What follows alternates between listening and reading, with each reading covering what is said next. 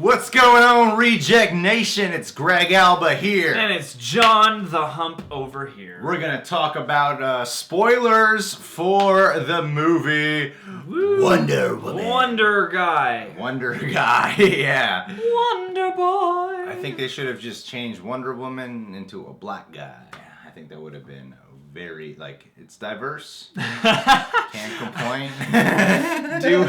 do like an ethnic... Because those usually it would be weird. Yeah, that would be weird. That would be like... I would love to see what happens if that happened. Like, what the discussion would become. Like, I think people's minds would melt. Yeah, totally. This is weirdly kind of maybe progress. So we're going to talk about Wonder Woman right now, and our spoiler reviews tend to be a little all over the place. Yeah. Just as a heads up, because we're kind of just spitballing and remembering as we go Remembering along. back. Yeah. The film. But I don't know. I think we could just hop right into it from the beginning of it. When this film starts off, the first thing you see is a scene from the Da Vinci Code. Kind of, yeah. You're just hovering over the Louvre. Yeah. And then the Wayne truck rolls in. I just have to expect Robert Langdon to be like, you follow this line across the meridian.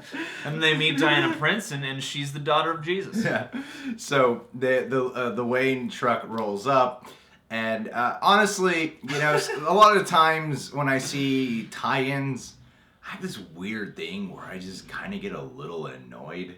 I'm right there. It's my weird reaction where I'm like, I shouldn't be, because it's just the way it is. Yeah. And it is established as part of the universe, but I kind of get this weird frustration that kicks in. Well, and first off, before we make anything, before we go into any spoilers, I don't want that to be a preconceived notion. We love this movie. Oh yeah. If you watch our non-spoiler, we really love the movie. Yeah. I went on Twitter. I was like, this is one of the best superhero movies ever. Yeah, I mean, there are things you can there are nits you can pick, but overall, man, I think it's pretty terrific. So when it starts off with tie-in, I'm exactly right there with you, and I felt like a snob too in the theater because the first thing you see is a truck that says Wayne Enterprises, and I was like, and the DCEU has annoyed me more than some other movies with this shit. So with this stuff. So seeing a lot of Wayne right up front, I was a little bit like, oh, here we go. And and they still haven't explained exactly what it is Diana's job. Did BVS ever make that clear? I don't really care. So and then she opens up the email. We get the photograph again, and then it goes into the origin. Because Dewey Cox needs to remember his entire life before he can plays. Yeah, this whole movie takes place during BVS.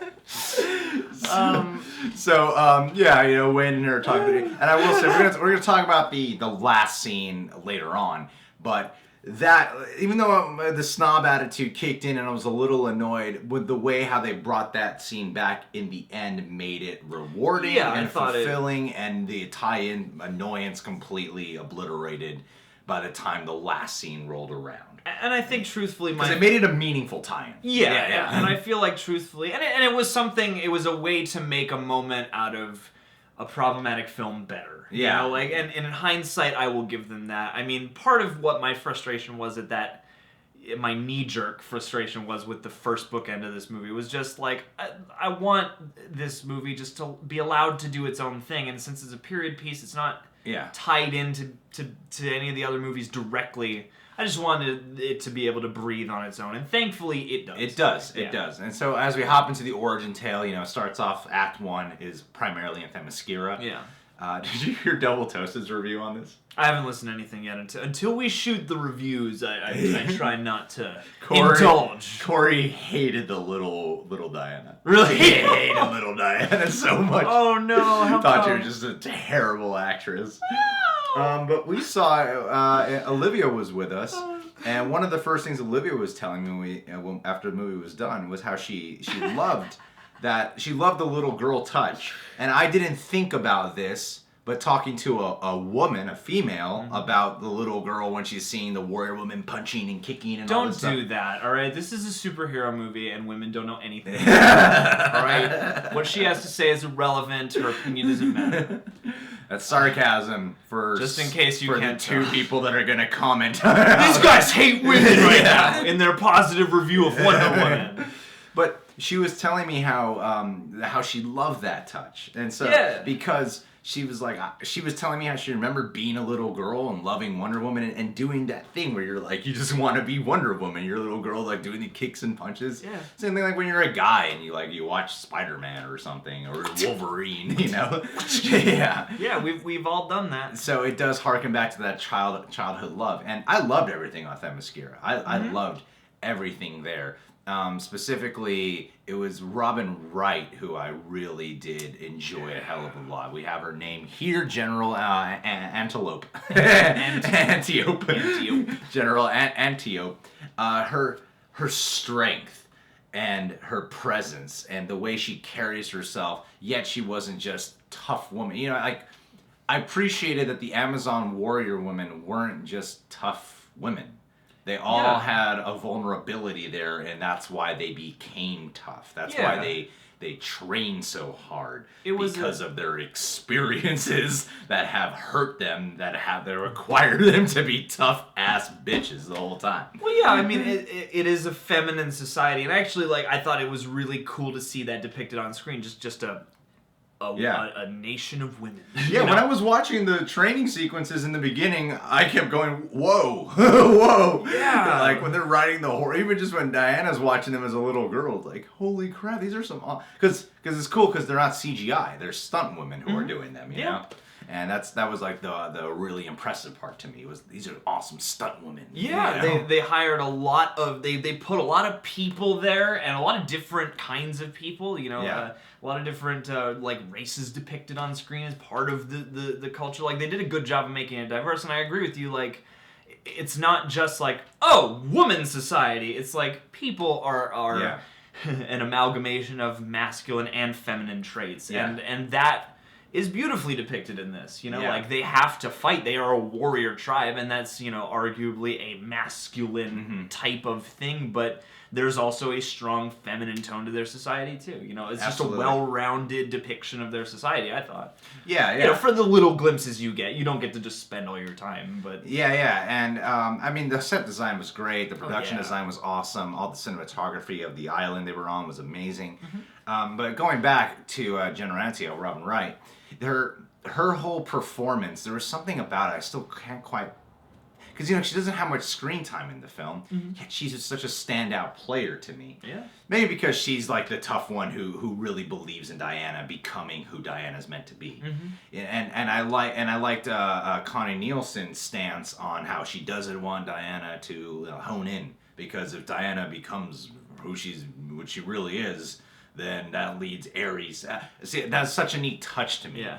Of if Diana becomes who she's meant to be, that makes it more likely for Ares to come back. Yeah. And that's a real conundrum for them. Yeah, it is. And to see two of the most prominent leader figures in her life, you know, have to debate a tough debate is a great, you know, like, do we have Diana repress who she is? Yeah. Or do we have her embrace who she is? Because I'm on Robin Wright's side of Ares is probably just gonna come back. Yeah. This is inevitable to a degree. Yeah, he's gonna come back. We just gotta get her ready, you know?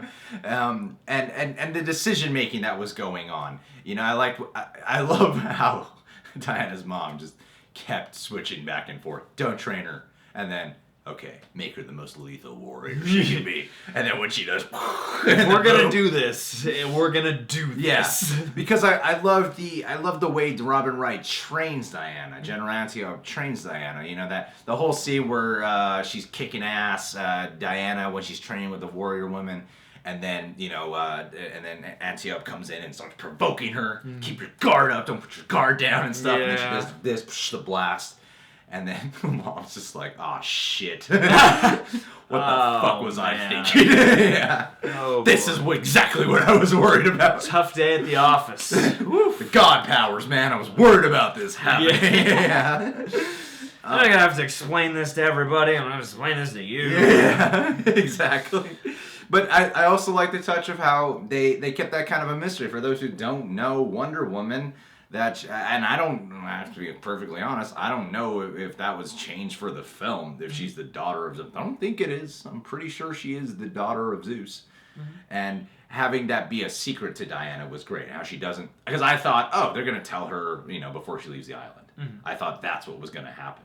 Come to find out, you watch the movie, she doesn't find out till the end of the movie. Yeah, totally. So I like that touch, because throughout the whole movie, she's discovering more and more of what she's really capable of. Well, and that's a super important thing for her. I think that is a beautiful choice, because the whole movie is about her finding out that dark and light exist together, and that's the linchpin for her, is like, oh, yeah, I'm part of the thing I hate. Yeah. And, okay, so Steve Trevor shows up, and that was a great scene. I even love the shot where it's from behind Gal Gadot, and then it circles around her, and she's just staring, making a decision, and it's when it comes back around her, then she dives in. But she's contemplating for a while. Yeah.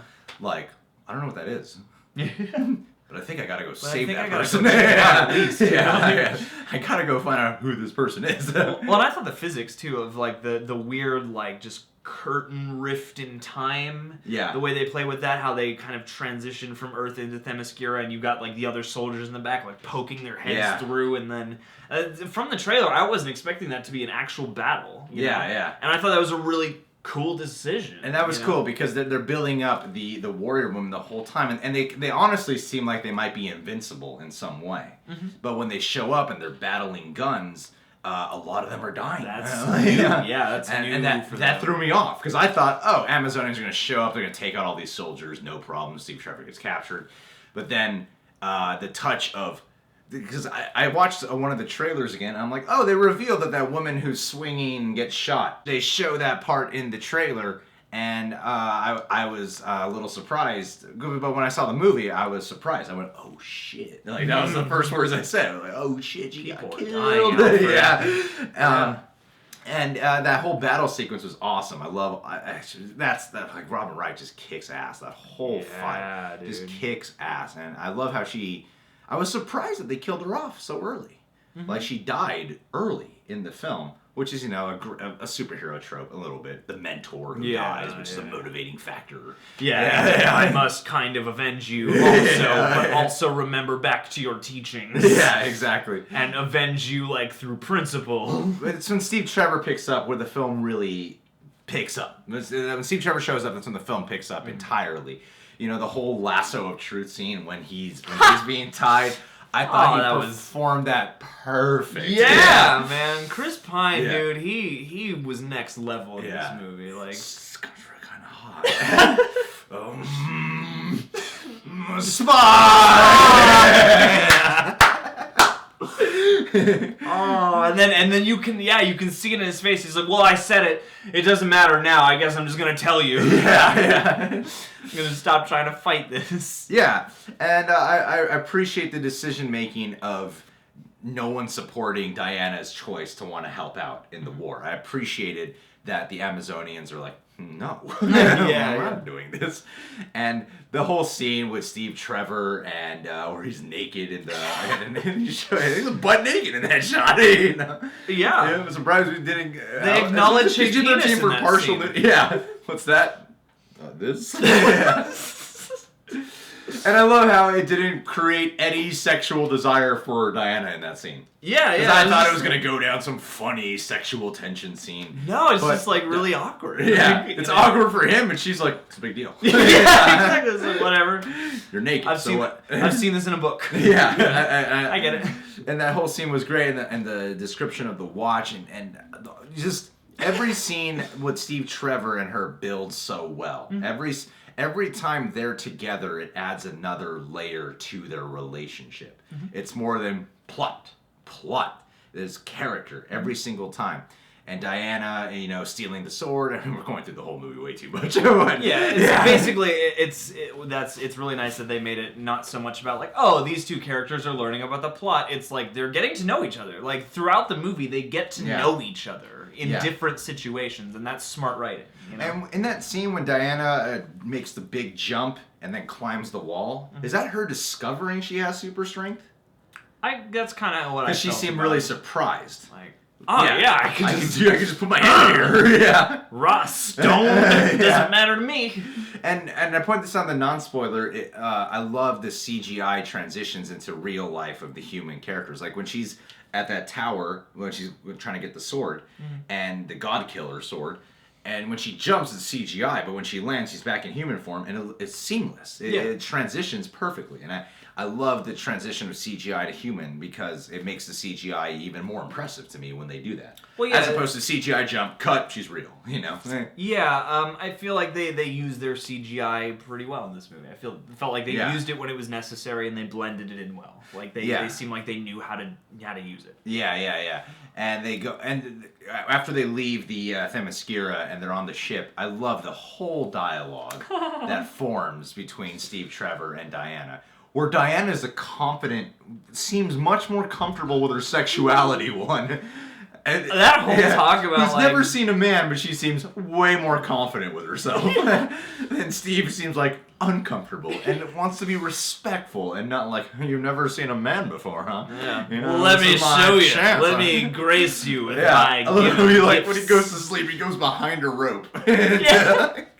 Like keep across the himself boat. as guarded from her as possible. Yeah, I'm gonna give you your space and be respectful. Yeah, if you want me to sleep with you, I'll sleep with you. I'll sleep with Okay, fine. I'll sleep with you. That's great. It's a beautiful scene. Them talking, because I love that. Yeah, it's a PG-13. Well, they acknowledge that whole thing about like, yes, we for pleasure's sake, you're pretty useless. So it's like, wow, you guys went there. Kudos. Because a lot of the time when I see these comic book movies that have like sex jokes or penis jokes or whatever, Guardians 2? I mean, a lot of time it seems like weird to me. It seems a little out of place, honestly. It kind of throws me off.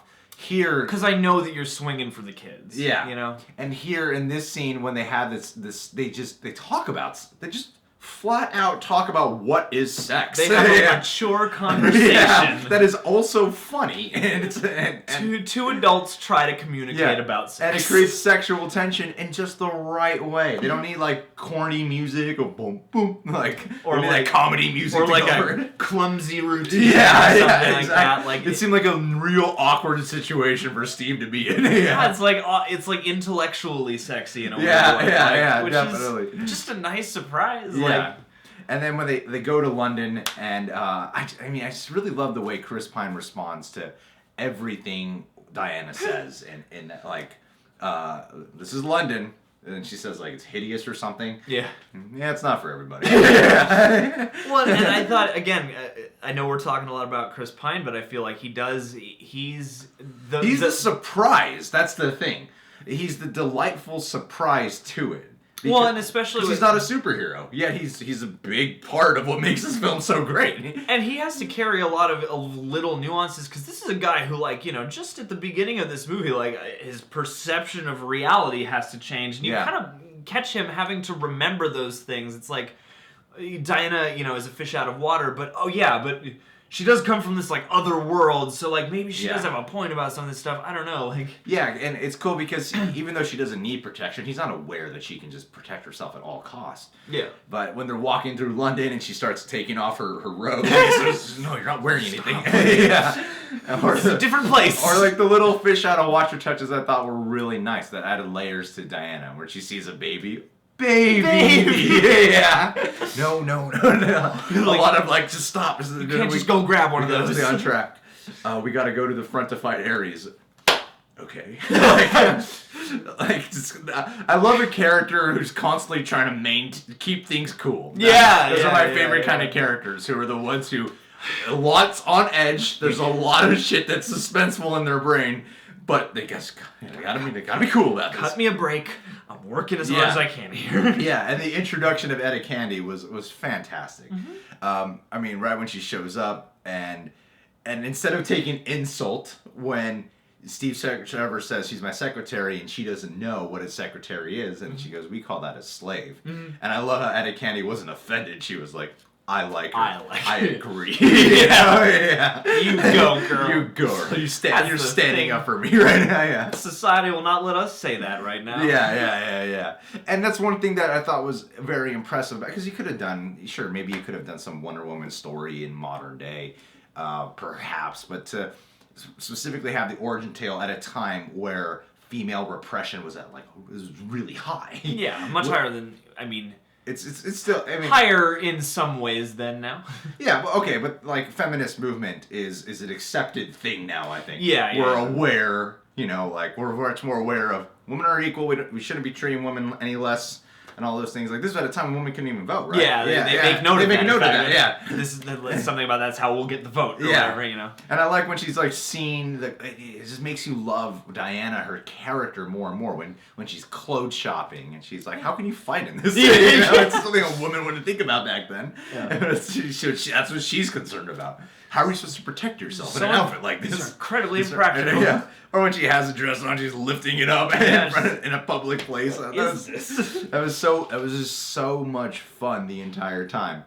Mm-hmm. So as the film's progressing, and even the meeting, the first applause that comes from the crowd that we saw it with was a moment that wasn't even it wasn't an action scene whatsoever. Mm-hmm. It was when she goes into the room with all the people where Ares is at. Dude, just sidebar, man. I'm actually angry that they did that. Like, I wish reveal that it's Ares, yeah. That seems like a movie news, yeah. Yeah, that seems like a really tone deaf thing to do. It's like whoever made that decision didn't read this script. Because it makes the plot twist completely ineffective. Yeah, it doesn't ruin it because I think they still did a good job with it, but it kind of ruins what was a beautiful mislead for a minute. Yeah. Yeah, because when I was watching the movie, I started thinking, oh, maybe they got the casting wrong. Maybe the announcement was wrong. Yeah. He's not Ares. Maybe they just thought he was being cast as Ares, because David Thewlis looks like a pervert, so they thought, like, maybe he would... Yeah, there's something about the way they handled everything, and the way he plays Sir Patrick that made me even start to wonder, like, maybe that's not how it's going to go down. Yeah.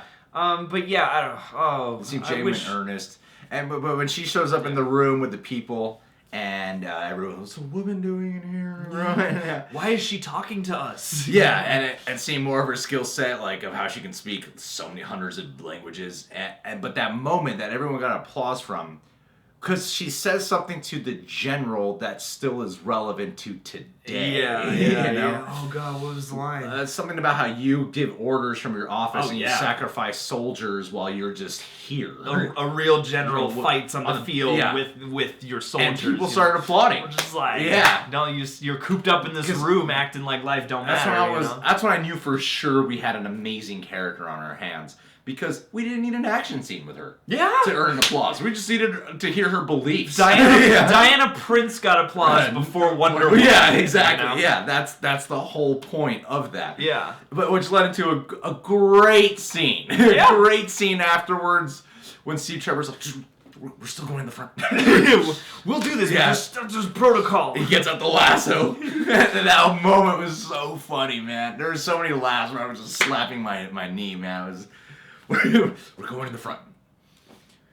We're probably gonna die. It's a bad idea. Well, yeah, and the movie, like the movie is clearly concerned not with like how do we force our plot to work, but it's like everybody behaves like this means something. Yeah. Like that choice to grab the lasso and be like, look, I'm not lying to you. We don't have time for this. Yeah. It's great. And the assembly of the team was fun. Mm-hmm. Samir, I don't know what ethnicity he is, but Arab or something. That's what I thought. I thought he was of Middle Eastern. Middle Eastern descent, and he's a master of disguise. And he ends up wearing a lot of different kinds of outfits. So. Yeah, and I like the foreign language dialogue talk that they were having with each other when he meets Wonder Woman, battling the tongues. Squaring off. Who knows more languages? Yeah, that was a great touch. And even when they introduced the guy from Train Spotting, even Bremner as Charlie. Because I thought that was a good play on cliche. Mm-hmm. When they cut the guy's punching and you think, oh, that's Charlie. I believe that. I thought that was the guy they were talking about, and he's like, that's not Charlie. And it's a guy getting his ass kicked. Yeah, that was a really funny touch there. And so yeah, when they're having that whole exchange, and that was part of the great sell too of David Thewlis when he shows up. I'll fund this trip to help you out. Mm-hmm. That was wonderful. And that's the moment when I thought, oh, I wonder if the casting announcement was wrong. Yeah. Like maybe they just assumed he was playing Ares. Because that scene really sold me. I believed him. I believed the too. shit out of him. I did too. Like, why would Ares want to help with this? You know? Yeah, exactly. Like, this guy seems like he's trying to do the right thing, and he can't, and he recognizes who can, and here we go. Because it's a great mystery, because it makes you like him a lot in that one moment. It's like the way Patty Jenkins captured the movie. Doesn't do it in a way where we're like, I'm kind of suspicious of this guy. Yeah, I mean, because you have all these different levels of people who are immersed in the protocol. So it's like, because a lot of what Wonder Woman and Steve Trevor argue about is the protocol. It's like, you can't just bust in and do this. There are things, other things at stake. And so, like, I feel like even Steve Trevor and Sir Patrick have that interplay when they're always on the phone. He's like, "No, don't do that." You know, like, there's other stuff at stake. Like, yeah. They seem like genuinely concerned. Yeah. So when they finally get to Germany, they meet Chief Eugene Brave Rock. Whoa. It was a Man, real Native Americans have the coolest names. Yeah. Like, legit Native Americans have the coolest of names. Eugene Brave Rock. Wow, I would kill to have a name like that. And having the and you pointed it up in the non-spoiler review, having this diverse cast, but not like throwing in our face, look how diverse we are. Yeah, you know? it's just like, it just seemed like the team they assembled, and during wartime, especially in an international setting, you're going to see a lot of different kinds of people. And I thought, for a movie that takes place during a war and it's PG-13, it's still, you could still, because you're feeling it through Wonder Woman's shoes, how disturbing this is. As you can see, Diana wasn't prepared for the horrors that are inflicted upon not just soldiers, but civilians. Yeah. When they arrive in Germany and they start seeing all the people that are like, have limbs blown off, and all the tired people, all the just regular people who seem injured and hurt and distraught, and she's really caring for them, and they're building it so well because it's going on for a while. And then when they meet Chief and they have the scene with Charlie where he wakes up and he's traumatized, and I love that, because I'm like, this team is a team of characters. They're all characters now. Yeah, they're all having a life. Yeah, they're not like, just here's your one note you're supposed to be. They all have like specific, because when you first see Charlie, he's just a funny Scottish drunk who only does this for the money. Then you say, oh, this guy's a really traumatized dude. you know?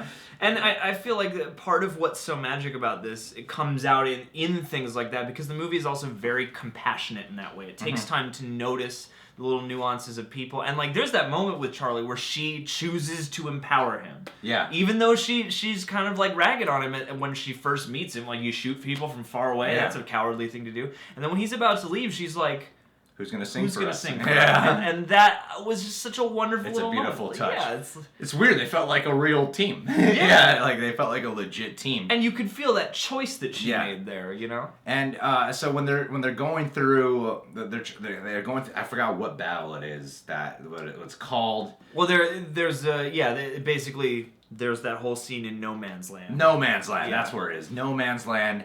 And Steve Trevor's like, we gotta keep moving. We can't save everyone, because he's making a good argument. Like, he's making if you stop for every side quest, you'll never beat the game. Yeah, exactly. Because I was like, I agree with Steve. You can't save everyone. You gotta just keep moving. And I thought, like, okay, this is part of what Diana has to learn, is that she can't do that.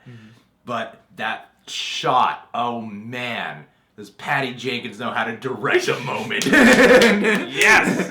When she turns around, camera circling around her, she has the like tiara crown thing, yeah. Headband. She takes it off, she's climbing up the ladder, and then it happens every time I think about that scene. My eyes just get watering. Man, it's a magic moment. Because there's something about, I tend to cry more, not at loss or death. I tend to cry more at acts of love or heroism in a movie than I do tragedy. Weirdly, that's just what tends to get to me a little bit more in a film. And that act of heroism was so impactful to me, that when she's walking on that battlefield, because they haven't been able to move for a year, everyone's saying they should move on, but she's like, we have to save these people, and no one cares. No one cares, but no one is in support of this. And the fact that she's taking the stand to do what she knows she's capable of doing was just so fucking beautiful. It's so beautiful. That's what, like, belief is moving. When they can really translate it. Somebody who is just invested in something and is giving it their all. Like, you can tell it means something to them. Yeah. And that punches me right in the heart, Oh, it does. And that whole sequence where when she has the shield and then she's making progress and everyone's like, and I love how the team is like, all right, I guess we're doing this. We gotta back her up. Seems to be making progress. I don't know what's gonna happen, but this maybe is kind of working. Yeah. Let's do it. That's what I love, just how Steve Trevor was in full support of her. The entire, even when he's questioning her or trying to get her to change how she's thinking, like, no, you got to see it from my perspective. If she makes a choice, he has her back. Yeah. And I love that. I love that character choice of it. And so, yeah, that whole scene, I was tearing up. The entire time with the shield and everything, I was just like crying. I mean, I did get a little note in my head at one point, and it wouldn't have made a difference because I don't think the bullets would have hurt her. But I did think, why hasn't anyone shot her feet? That was the only little. She does have those like knee-high, metal. I know, but her legs are revealed, and I was thinking for a second, why is everyone just aiming for the shield? Why wasn't anyone aiming for her feet? There's plenty of bullets going at her right now. Yeah. But when they go in and Steve Trevor gets to kick some ass, I mean, he even gets kicked some ass with that shotgun of his. That was so badass. Like, the team isn't inessential, because while Diana's doing her action bits, the team's also doing their cool action stuff, like the things that human beings can do that like maybe you and I could do if we had enough training that we could do. I'm gonna take care of the big thing. Yeah. You guys take care of the important small things around it. And we saw the scene.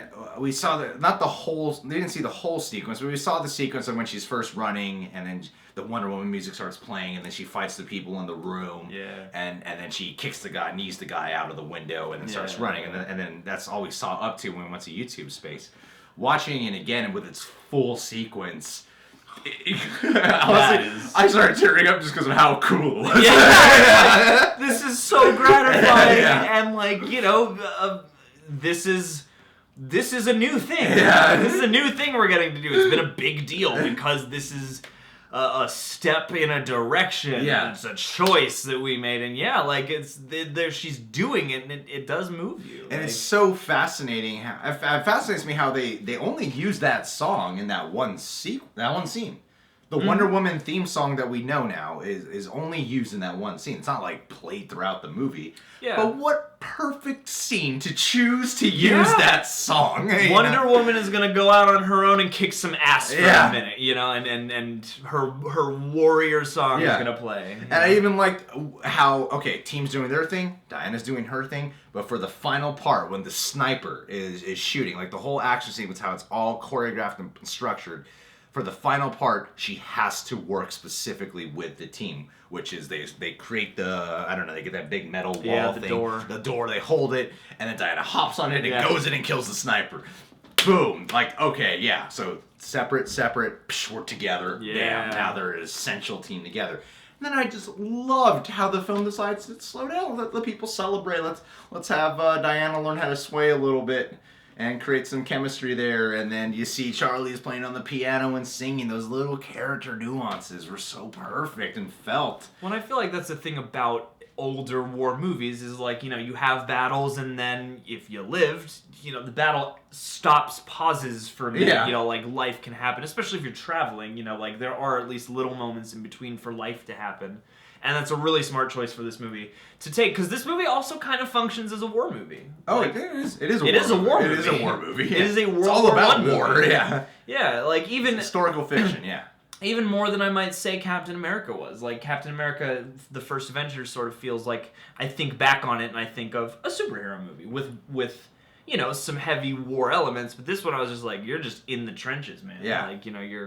You're fighting the war. They montage the war stuff. Yeah, exactly. And First Avenger. And then it becomes a personal, it's me and the Red Skull, yeah. And Toby Jones. Yeah, but the scene I really was moved by as well is when Steve goes to say goodnight, and then he comes back in, before he closes the door, he comes back in, and then Diana chooses to kiss him. Diana makes the first move, actually. Yeah. And I love that moment, because usually in these movies when they kiss, it's it's like towards the finale, there's big action going on, and Yeah. fucking pulls him in and kisses. Yeah. You know, like Chris Pratt in the fucking Jurassic World. Like something like that. That's normal. That's when I was honestly thinking that's probably when they'll kiss, is like towards the finale. When it's a beat. life or death, you know. Here's a beat for hope. Yeah, exactly. But in that moment, I believed it. I found it a very rewarding romance that took place. And as the film progresses, we get towards the finale. You know, we haven't touched on him at all, or the two villains that are featured throughout the film: General Ludendorff, Danny Houston, and Dr. Poison, Elena Anaya. Anaya? Yeah, we haven't touched on them at all. There were, I said in my non-spoiler, I didn't really believe her, and I really felt that especially the general, it's like, I like a villain, and maybe the film just didn't have enough time for it, but I like a villain where you could at least kind of understand where they're coming from, kind of get their motive a little bit. I mean, you're dealing with the German soldiers, so you're most likely not going to get in a movie like this, but I never really...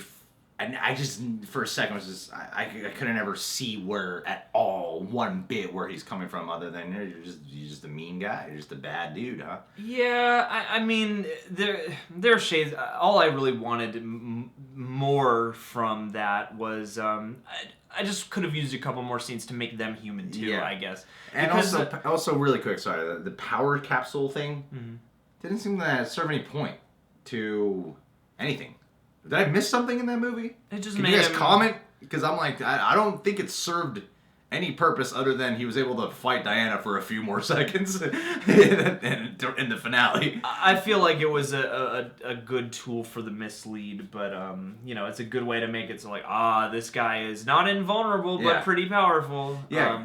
And I don't necessarily think that the choice, the ideas of these characters are bad, because, you know, I mean, we've fought 2 world wars, and Germany was heavily involved in both of them. And, you know, not to profile all of Germany, but there are certainly figures in those wars who wanted, you know, to take over the world in a sense. So, like, with those things in mind, I could get at least on board with it. And I liked their interplay together. That one scene where he, again, chooses to empower Dr. Poison when she's, like, really fed up with her work and it's not working out. Yeah, that whole thing. I was like, that's at least one moment where I was like, cool, okay, I get that you guys are working together. And I felt like I liked what they were doing with Dr. Poison a little more in terms of writing, because it felt like she kind of loved him. Yeah. I liked some of the subtle notes of those characters. It's just the sort of, like, evil plans and cackling that was, like, I could have used something to ground you guys. And granted, it's not the point of the movie, and granted, they're not even the biggest, baddest, but... But I would have liked a little more. There was one touch that it seemed a little bit cartoony, but I really liked it. When he kills all the other generals or whatever, and then he throws the gas mask in there, because he kills him with the poison. He throws the gas mask in there, he shuts the door, and she's like, the mask won't do anything. He's like, but they don't know that. And then they just laugh hysterically. I thought that was a really good moment to me, and I wanted a little more of that from because I thought that was a different life that I wasn't expecting. Well, yeah, it's that those like deranged lovers who are so who are just have their own little world together, and that is an actual, that again is cruel, but it's a choice to be cruel. It's like, we're gonna feed them false hope, you know, in this moment, because also I get the sense that, you know, they don't think very highly of the guys in that room anyway. So yeah, there are definitely good bits with them, and you know, knowing at least, or having the twist rattling around in my head didn't help. No. But you know, I could have used it, maybe a couple more scenes. Oh, totally, yeah. So, I mean, and then they go to the dance scene, which I like the little touch too. I mean, because one of the thing I was thinking of, I was sort of thinking about, and sometimes in movies when they, you know, because Chris Pine is a spy, and oftentimes when people play spies or they just speak German, like I remember in Inglourious Bastards when Michael Fassbender is posing as a Nazi, and he's speaking in German, he speaks German fluently, but there's a whole scene dedicated to, why does your accent sound the way it does? You know? Yeah, totally. So I like the touch of, even though they're speaking English, I thought Chris Pratt, not Chris Pratt, Chris Pine. I thought Chris Pine did a great German accent. He can. I was like, I believe he looks like a German dude. Yeah, I believe it. Yeah. He looks Aryan. He really played all of his parts really well, and that dude I feel like can do accents. I saw him on stage once doing a play by Martin McDonagh called The Lieutenant of Inishmore, and he was like full on Irish brogue the whole show. Yeah, and he did a great job. Yeah. That dude is impressing me the more I see him. And I like that. I like when things start to go wrong with Diana, where Diana shows up at the party out of her own sort of arrogance to not listen, and then she wants to. But because I like how there's that scene where he's kind of seducing Dr. Poison, and he's looking up at Diana because she enters the room, and then Poison gets jealous and walks away because he thinks like, oh, he's just attracted to her now. And so it foils the plan with Dr. Poison that he had, and then he sees that Diana's probably going to want to kill this guy. Yeah. And that was a nice touch, too. I like how he just aggressively grabbed Diana. That was a cool touch, to just not approach her and have a talking scene. Would you like to dance? Just like pulls her in. What are you doing here? Yeah. And so the whole touch of them when their relationship starts to crumble a little bit, because she has a chance to kill him, but Steve Trevor has a much bigger plan in mind, because like if we kill him, we lose all information on everything, and the town dies, and that was heartbreaking. Then you get your all is lost moment, where the whole village is succumbed to the poison, they all die. But I love the motivating factor of how Diana's now full of rage, because her rage is building from that point on. Well, because this is like, she starts out this movie with a very simple plan. I'm just going to go to the war, find Ares, kill him, everything's going to be great. And the whole movie is about how unsimple this is all about to be. Yeah. And that's frustrating. And I appreciated the touch, too, of how she just believes the general's Ares. Yeah. Because that's just what she's grown up to believe. If you're evil, you must be the Ares guy. If you're the one in charge of this, you must be Ares. Yeah, and also, I feel like that does help the at least his character, at least General Ludendorff, with that evilness, because after a while you wonder if you're a god and you've been around forever, maybe this is just how you get your kicks. Yeah, exactly. So when she does go to kill who she believes is Ares, kills Ludendorff. I guess the capsule thing helped for like 5 seconds for the guy. Well, it's not going to help him withstand being like drove through with a sword. Yeah. But it was an interesting touch of when she does kill him, and then she's looking around. She's like, why isn't evil falling down? Why is it still continuing? Why are they still moving the poison? Yeah. Because one of our favorite scenes is when her whole world shattered. Like she completes the mission and it's nothing like what she thought it would be. Yeah. It's not a celebration of love. It's like, it's still continuing. Yeah. I don't understand. And then she learns the life lesson of this is people. And when Steve Trevor, the way Chris Pine delivers that monologue, man, of how he's just trying to convince her, but he's losing hope. He has, I like the touches when people like have that ironic kind of like laugh, where it's just like, I don't know what to tell you. Like, that was a really heartbreaking moment, and I love how and I felt like he added a few touches. Like at one point when he puts his hands on her face, like please, I feel like that was a touch that Chris Pine probably improvised there. Yeah. I mean, everything of his feels so natural. Yeah. Just down to the way like looks like he's struggling for words and stuff. Yeah. Like his performance is so human. It's so human. Yeah. And then of course Ares shows up. Actually, one other thing I do think is kind of at least notable about the whole super power pill is I do think the contrast helps, because it is like when he finally meets up Diana, a true demigod at least, like it shows like, oh, your little capsules don't really matter because you don't know who you're fighting right now. Yeah. And so that I thought was a good touch of. Okay, yeah, that's a good point. But when Ares shows up, like as much as I was upset about like the movie news ruining that plot twist, because I don't know if it's in the comics where he poses as Sir Patrick the whole time. I don't know that. And the way the film executes it, you're not supposed to know. Like, it's so clear. Yeah, you're not supposed to know. Why would you announce that? And yes, in that whole exposition, that's the only time in the film where I thought you were getting rather expositional. Here's an explanation of who I am and what's been going on. Yeah, this time. everything. Let's cut back to some flashback moments, where he whispers things to people and stuff. Like, we gotta throw a lot of information in here. I felt like if you had this, like, one more scene with him earlier, or had the reveal come in a little, or something, I felt it would have just allowed it to keep the pace moving at the way it was already moving. And also, it does remind me a little bit of Zod and Clark when he takes her into the other world, like when it's all beautiful again, because there is a scene in Man of Steel where Zod's like, this is our world, and I will say though, even though it does all these things I didn't really appreciate, what I did appreciate was David Thewlis's performance. Yeah. I thought he did a really good job. He did a great job. All the expositional monologuing he was doing, I was like, hey, he's delivering this great though. Like he's believable. I've seen a lot of this monologue, and he brought a lot of nuance to it. Like, I think that guy is a really good actor. Yeah. And I do like at least the design of him. Like, I liked that weird, even though it does evoke Kind of remind like me of TMNT.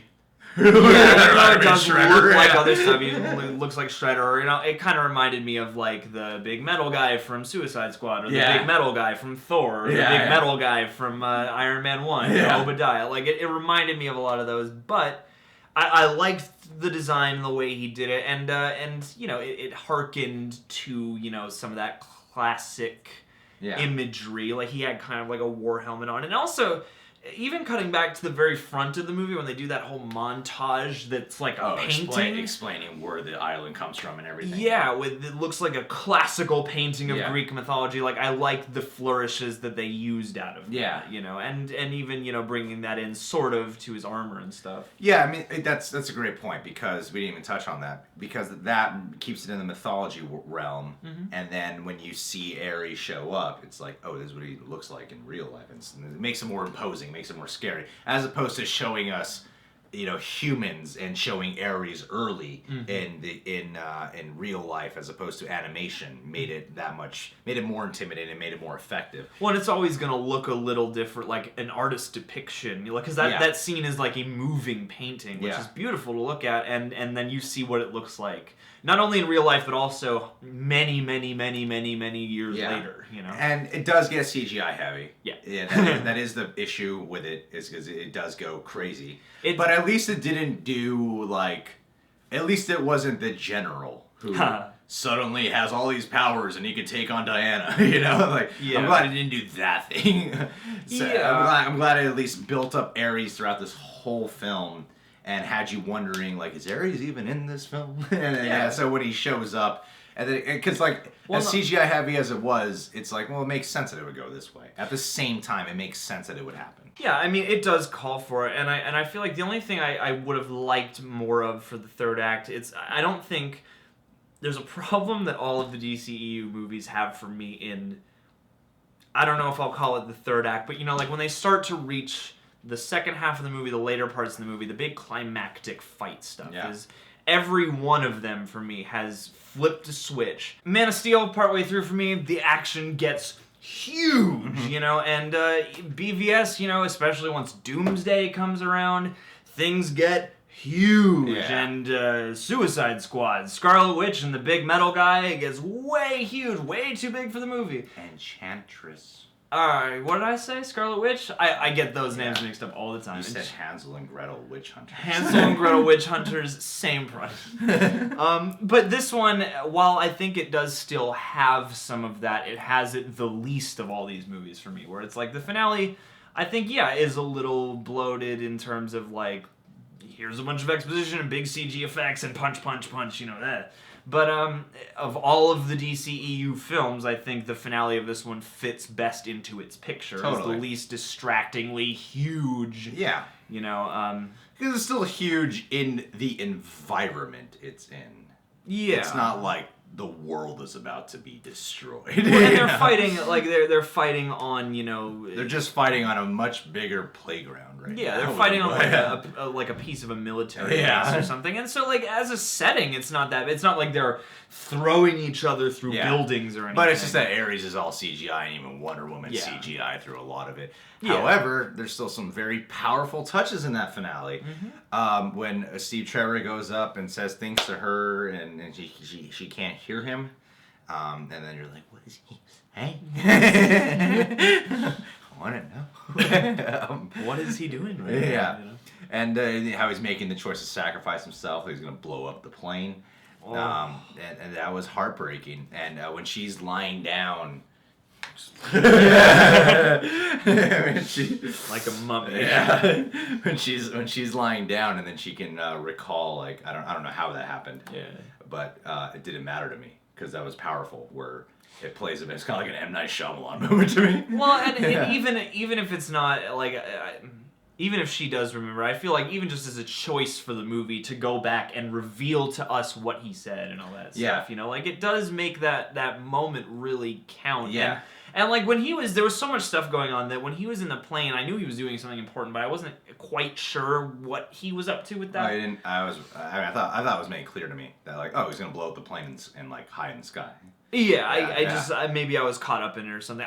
Depending on what the movie is, especially a movie like this that I'm like really enthralled by, at a certain point, you stop trying to predict. Yeah, when in a movie like this, I actually don't like predictions. Like if people lean over to me and tell me like this is gonna happen, I'm like, I don't want to. Like you're probably right and cool, but you know, but I'm so caught up that I'm enjoying be in the moment. Yeah, and that's trying to be smarter than the movie right now. Yeah, and that's not something I can ever hold against somebody, because everybody watches a movie different. But you know, for me, if I'm invested, I'm not trying to crunch the numbers of the movie. So when he was like looking back at the rack of little missiles, oh man, like that moment, I was like, oh, he's about to do it. And the way he played that too was like, he really played like a guy who's about to, you know, he's about to meet his fate, but he knows he's doing the right thing. He's thinking about all the little pieces of this moment, and you can see even a little bit of the struggle. Because he's not, even though he's not a superhero, he becomes one of the heroes in that moment. Yeah, he's still important. He still did something. Yeah. He still had an impact. And it also added to the effect of Diana, because it unleashes her rage, her hurt, her pain. You know, and that was a really powerful moment. Mm-hmm. I mean, as effective as it was in the moment, when she doesn't kill Poison, when she doesn't kill Dr. Poison, I still had one of those. When I thought about it later, I'm like, but you already killed so many other people. Why not just kill this one person? I mean, I guess it's different because she's not trying to kill her directly at that time or something. She's just innocent, and she has a choice to kill her. Yeah, well, and I think it's got to do with what she is learning about this situation, you know. Yeah, that's true. Yeah, that's that. But yeah, no, she takes out Ares, and that was a good moment. But I like how the movie ends on kind of a bittersweet note with, the loss of Steve Trevor. And I'm glad they chose that. Yay! You don't get everything you want. Yeah. And, you know, can't always get what you want. That's what they should have played. And maybe now we'll get an ABC series about Steve Trevor. Yeah, that'd be cool. Agent Steve Trevor. Yeah. But then bringing it back, bookending our spoiler review with the bookend of the movie, when it came back to the email with Bruce Wayne, I forgot about that. First off, I was so pulled into this whole story that I'm like, oh yeah, that's right. It started off here. You know, before she has to go play on stage. and when she says, thank you for bringing him back to me, I was like, it's not just a tie-in scene. Yeah. It's a meaningful scene. This photograph actually probably means something. Yeah, it means something. Not just, you know, cool email thing from BVS. You know, like, it's linked, you know. Track down that picture. Because it was heartbreaking. And when she wrote that back, I was like, oh. Man, her first love, you know. Yeah, and that makes. I really hope that they never do some kind of. He's back from the dead. Yeah, where they like resurrect him or something like that. He's evil now, which I don't think is possible. But yeah, like that made like the combination of. I like it when these movies make a real sacrifice of a character that you like. Yeah, where you don't want him to die, but he has to die, and it's a rewarding and it death. means Yeah, something. yeah. And then to have that, thanks for bringing him back to me was a beautiful little Yeah. touch for that, you know. And then enter Icky Thump. You know, and then she looks in the camera and winks. Yeah. It's gonna be awesome. That was cool. Apparently she's saving France right now. Is she? That's what happened, right? That's why she donned her suit and at the end of the movie, and then she jumps off the roof, or she flies or something, I don't know. Oh yeah. Yeah. What? Some crimes happening in France. Yeah, what is going on at the end of that? I don't know. I always like those like random. Watch Justice League to find out. I like those nebulous moments at the end of superhero movies where they're like, they're about to spring into action for what? I'm not sure, Yeah. because it appears as though they won at the end of this. Yeah. Like, what are they? She just going for a stroll? One day her and Bruce Wayne will communicate by phone. I think it's probably safer than email.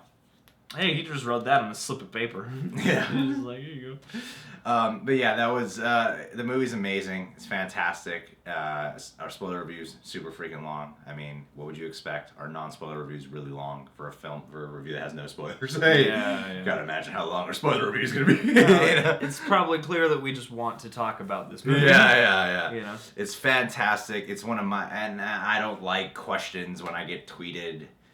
Dude, it's better this or Logan. I'm like, why would you compare are them? you doing this? And I don't think this movie and Logan are trying to be the same movie either. No, like, they're this not. is Just because they fall under a genre of superhero doesn't mean they should be compared. And that's, I think, is a good thing for the superhero genre, is the more diverse it becomes. And granted, this is, I feel like, a more traditional spandex superhero movie with, you know, a definitely welcome, you know, war movie element with it. Yeah. But I definitely think it's more akin to what you think of when you hear superhero movie than something like Logan is. Because you by know? the time the movie ends, it hits you with a dose of, yeah, there's pain involved in being a hero, but it's worth it. Because down to it, it's not about people with cool powers who just decide that they gotta Yeah. do something with them. It's like a hero is somebody who tries to do Yeah. the right thing out of a compulsion. You know. Here. Yeah. It's a spirit. You know, a hero is just Yeah. the spirit. Yeah, You know? Thoric pump or whatever it's called. What's it called? Aortic pump. Anyway. Whoa! Long talk there. Subscribe to the Real Reviewer, not Collider videos. Subscribe to the Real Rejects. Click that notification bell to get notified whenever one of our videos is up. Woo! Dat John Humphrey on Twitter and Instagram. Go check out our Patreon for exclusive perks, exclusive rewards, exclusive fun random video content that is not like what you see on this channel. Kind of. Some of it is. Some of it is. Goodbye. Good night. Go see Wonder Woman in theaters now.